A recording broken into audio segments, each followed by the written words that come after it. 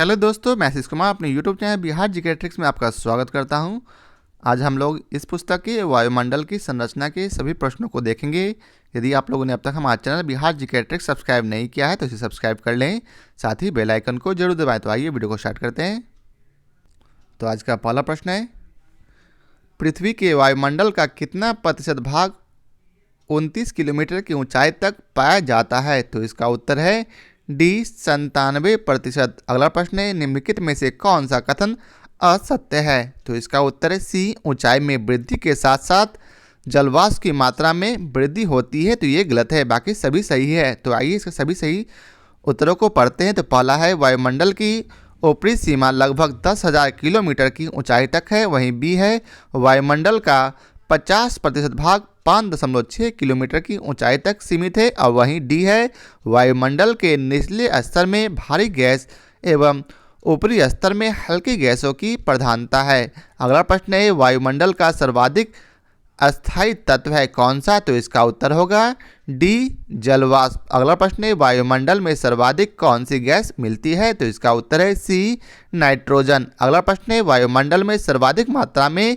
विद्यमान अक्रिय गैस कौन सी है? तो इसका उत्तर होगा ए, आर्गन। अगला प्रश्न है, वायुमंडल मुख्यतः गर्म होता है। तो इसका उत्तर है बी, पृथ्वी से विकिरण द्वारा। अगला प्रश्न है, निम्नलिखित में से कौन सा युग्म वायुमंडल की गैसों की बढ़ती मात्रा को दर्शाता है? तो इसका उत्तर है ए, अर्थात ओजोन, कार्बन डाइऑक्साइड, ऑक्सीजन और नाइट्रोजन। अब आइए चलते हैं अगले प्रश्न पर।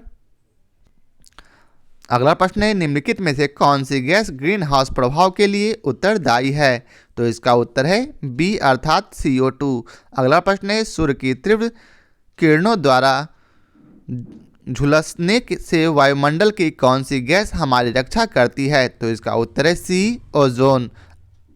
अब अगला प्रश्न है, पृथ्वी के वायुमंडल में पाई जाने वाली निम्नलिखित गैसों का सही अवरोही क्रम क्या होगा? तो इसका उत्तर है सी, अर्थात सबसे पहले नाइट्रोजन सबसे अधिक है, फिर कौन सा है? ऑक्सीजन, फिर आर्गन और फिर कार्बन डाइऑक्साइड और सबसे लास्ट में नियोन। अब आइए चलते हैं अगले प्रश्न पर। तो अगला प्रश्न है, भूपृष्ठ से परावर्तित अवरक्त विकिरण के अवशोषण द्वारा भूवायुमंडल के तापमान में वृद्धि की प्रक्रिया को क्या कहते हैं? तो इसका उत्तर है सी, अर्थात ग्रीन हाउस प्रभाव। अगला प्रश्न है, वायु में नाइट्रोजन का प्रतिशत कितना है? तो इसका उत्तर होगा सी, 78.03%। अगला प्रश्न है, सही उत्तर सुनिए जो कि वायुमंडल की परतों की क्रमबद्धता को दर्शाता है। तो इसका उत्तर होगा बी, अर्थात परिवर्तन मंडल, समताप मंडल, मध्यस्थ मंडल, आयन मंडल और फिर लास्ट में आयतन मंडल। अब आइए चलते हैं अगले प्रश्न पर। अगला प्रश्न है, वायुमंडल को क्षोभ मंडल, समताप मंडल आदि परतों में विभाजित करने का मुख्य आधार क्या है? तो इसका उत्तर होगा ए, अर्थात तापमान। अगला प्रश्न है, क्षोभ मंडल की धरातल से औसत ऊंचाई लगभग कितनी है? तो इसका उत्तर होगा बी, अर्थात 14 किलोमीटर। अगला प्रश्न है, निम्नलिखित में से किस मंडल को संवहन मंडल भी कहा जाता है? तो इसका उत्तर होगा ए, अर्थात क्षोभ मंडल। अगला प्रश्न है, किस ऋतु में क्षोभ मंडल की ऊंचाई में वृद्धि हो जाती है? तो इसका उत्तर है बी, ग्रीष्म ऋतु में। अगला प्रश्न है, क्षोभ मंडल की धरातल से अधिकतम ऊंचाई है कितनी? तो इसका उत्तर होगा डी, 18 किलोमीटर। अगला प्रश्न है, क्षोभ मंडल में तापमान की सामान्य ह्रास की 1 डिग्री सेल्सियस प्रत्येक तो क्या होगा? तो इसका उत्तर है सी, 166 मीटर हेतु। अगला प्रश्न है, क्षोभ मंडल वायुमंडल का सबसे तप्त परत है क्योंकि? तो इसका उत्तर है सी, यह पृथ्वी के पृष्ठ से तप्त हो जाती है। अगला प्रश्न है, क्षोभ मंडल एवं समताप मंडल के बीच स्थित संक्रमण क्षेत्र को क्या कहा जाता है? तो इसका उत्तर है बी, क्षोभ सीमा। अगला प्रश्न है, पृथ्वी में वायुमंडल का सर्वाधिक घनत्व कहाँ पर होता है? तो इसका उत्तर होगा ए, क्षोभ मंडल। अगला प्रश्न है, विविध जलवायु एवं मौसम दशाओं को बदलने वाली सभी महत्वपूर्ण वायुमंडलीय प्रक्रियाएं कहाँ घटित होती है? तो इसका उत्तर है डी क्षोभ मंडल में। अगला प्रश्न है, क्षोभ मंडल अर्थात ट्रोपोस्फियर वायुमंडल का निचला स्तर है जिसकी ऊंचाई भूमध्य रेखा पर होती है, कितनी? तो इसका उत्तर होगा ए 10 मील तक। अगला प्रश्न है, मेघ गर्जन वायुमंडल की किस परत में होता है? तो इसका उत्तर है सी क्षोभ मंडल में। अगला प्रश्न है, परिवर्तन मंडल या क्षोभ मंडल में तापमान। तो इसका उत्तर है ए अर्थात ऊंचाई के साथ घटता है। अगला प्रश्न है, समताप मंडल अर्थात स्ट्रेटोस्फीयर क्या है? तो इसका उत्तर है डी क्षोभ सीमा के ऊपर स्थित प्रदेश। अगला प्रश्न है, वायुमंडल की किस सतह से में तापमान में बहुत अधिक उतार चढ़ाव नहीं होता है? तो इसका उत्तर है ए समताप मंडल में। अगला प्रश्न है, ओजोन परत मुख्यतः कहाँ पाई जाती है? तो इसका उत्तर है सी समताप मंडल में। अगला प्रश्न है, निम्नलिखित में से कौन सी वायुमंडलीय परत सूर्य की पराबैंगनी किरणों को अवशोषित कर लेती है? तो इसका उत्तर है डी ओजोन मंडल। अगला प्रश्न है, समताप मंडल को जेट विमानों की उड़ान के लिए आदर्श माना जाता है, क्योंकि? तो इसका उत्तर है डी अर्थात इस परत में बादल तथा अन्य मौसमी घटनाएं नहीं होती। अब आइए चलते हैं अगले प्रश्न पर। समताप मंडल के संबंध में निम्न में से कौन सा कथन असत्य है? तो इसका उत्तर है बी समताप मंडल की सीमा आयन मंडल से मिलती है। अगला प्रश्न है, ओजोन परत के प्रतिवर्ष 7% की दर से अवक्षय के कारण उसमें 10 मिलियन वर्ग किलोमीटर आकार का एक बड़ा छिद्र बन गया है। यह छिद्र अवस्थित है कहाँ? तो इसका उत्तर है बी अंटार्कटिका के ऊपर। अगला प्रश्न है, वातावरण की वह परत जो रेडियो तरंगों को परिवर्तित करती है कौन सी है? तो इसका उत्तर होगा ए अर्थात आयन मंडल। अगला प्रश्न है, संचार उपग्रह किस वायुमंडलीय स्तर में स्थित होते हैं? तो इसका उत्तर है बी आयन मंडल। अगला प्रश्न है, वायुमंडल में ओजोन स्तर के अवक्षय का कारण निम्नलिखित में से कौन सा रसायन है?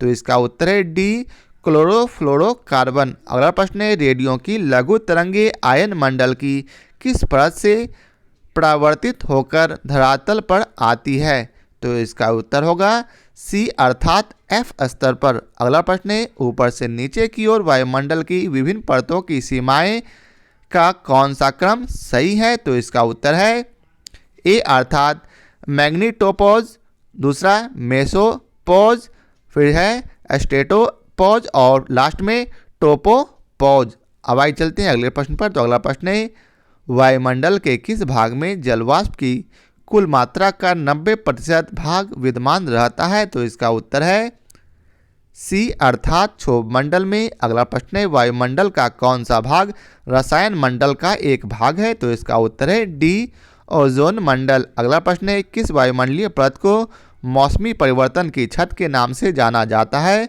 तो इसका उत्तर है बी क्षोभ मंडल। अगला प्रश्न है, हवाई जहाज प्रायः खाली स्थान में उड़ते हैं कहाँ? तो इसका उत्तर है बी समताप मंडल में। अगला प्रश्न है, पृथ्वी की सतह से सबसे दूर वातावरणीय परत को क्या कहते हैं? तो इसका उत्तर है सी वायुमंडल। अगला प्रश्न है, पृथ्वी के सबसे समीप पाए जाने वाले वायुमंडलीय परत क्या कहलाती है? तो इसका उत्तर है ए ट्रोपोस्फियर। अगला प्रश्न है, वातावरण में सबसे ज़्यादा ओजोन का संकेंद्रण कहाँ होता है? तो इसका उत्तर है सी समताप मंडल में। अगला प्रश्न है, समुद्र तल पर औसत वायुदाब कितना होता है? तो इसका उत्तर है बी अर्थात 1013.25 मिली बार। अगला प्रश्न है, वायुदाब प्रायः सर्वाधिक होता है जब वायु होती है। तो इसका उत्तर है ए ठंडी तथा शुष्क। अब आइए चलते हैं अगले प्रश्न पर।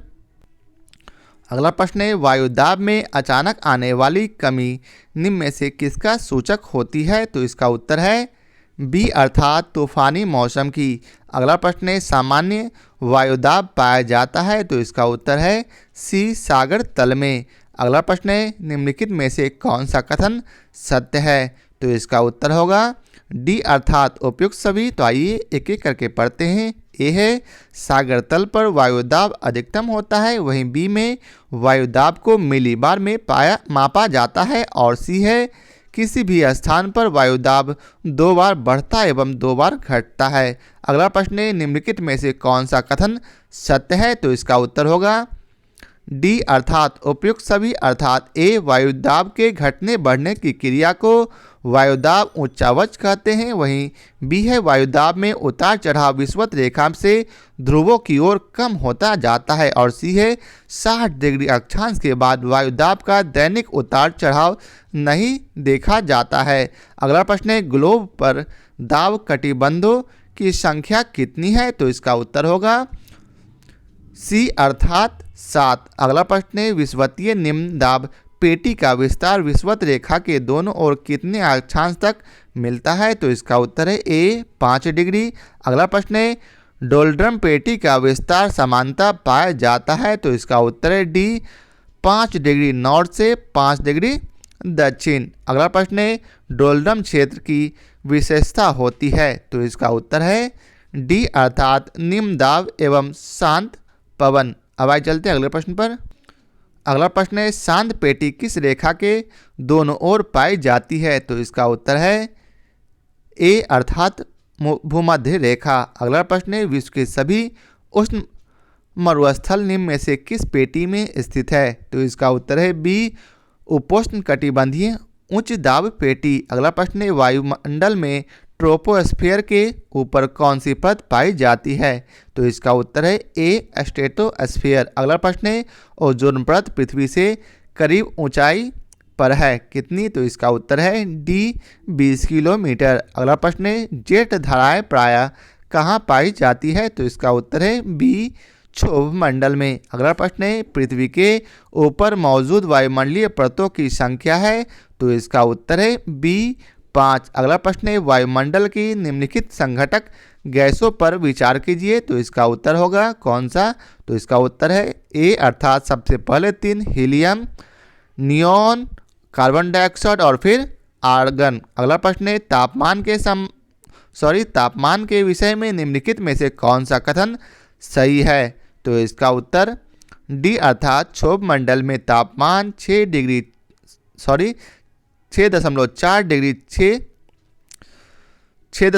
डिग्री सेल्सियस प्रति किलोमीटर की औसत दर से ऊंचाई के साथ घटता जाता है। तो आज के लिए यह प्रश्न आखिरी था। आशा करता हूं आप लोगों को हमारा यह वीडियो पसंद आया हो। यदि आप लोगों को हमारा यह वीडियो पसंद आया हो तो इसे लाइक और शेयर जरूर करें। फिर मिलते हैं नए चैप्टर के साथ।